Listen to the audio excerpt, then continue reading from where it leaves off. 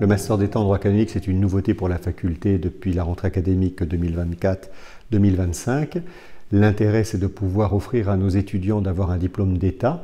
Le fait d'avoir un diplôme d'État permet aux étudiants de pouvoir enseigner dans des établissements scolaires ou dans des administrations publiques. Aujourd'hui, beaucoup de cabinets, d'avocats, de notaires ou d'autres institutions de ce type s'occupent d'institutions religieuses et il manque souvent cruellement de juristes formés dans les droits religieux et notamment dans le droit canonique catholique.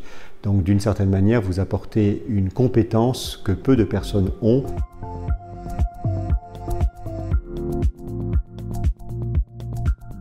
Pourquoi choisir la faculté de droit canonique de l'Institut catholique de Paris? D'abord, je crois parce qu'elle est dans un écosystème très favorable. Nous avons à la fois des facultés qui enseignent des disciplines sacrées, comme on le dit habituellement, théologie, droit canonique, philosophie, mais aussi des disciplines profanes, le droit, l'histoire, les lettres, l'éducation, et que cet écosystème permet un aller-retour systématique entre le religieux et le profane, le sacré et le non sacré. Le nombre d'enseignants, chercheurs et d'enseignants chargés d'enseignement, comme le nombre d'étudiants, positionne la faculté de Paris comme l'une des plus importantes aujourd'hui en nombre.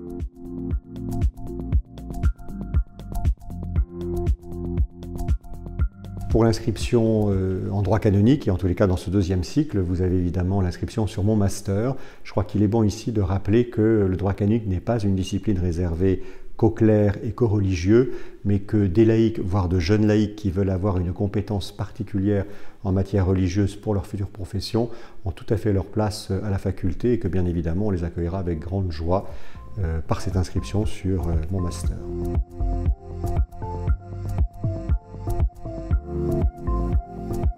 Les enseignements fondamentaux portent sur l'étude du code de droit canonique, puisque l'Église catholique possède un code, comme les différents États à travers le monde.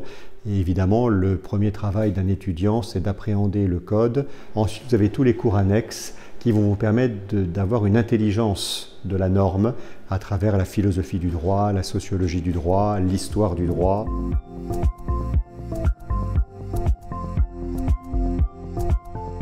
Là, vous avez un cycle de 3 années qui va aller décroissant en nombre d'heures de cours et qui va permettre à l'étudiant petit à petit de passer d'une connaissance et d'un apprentissage de la norme à une mise en œuvre et une réflexion sur la norme, puisque la dernière année promeut des cours qui vont être des cours d'approfondissement, soit dans une orientation recherche pour un éventuel doctorat, soit dans une mise en œuvre pour une professionnalisation à partir de la norme et de l'étude qui a été faite les 2 années précédentes.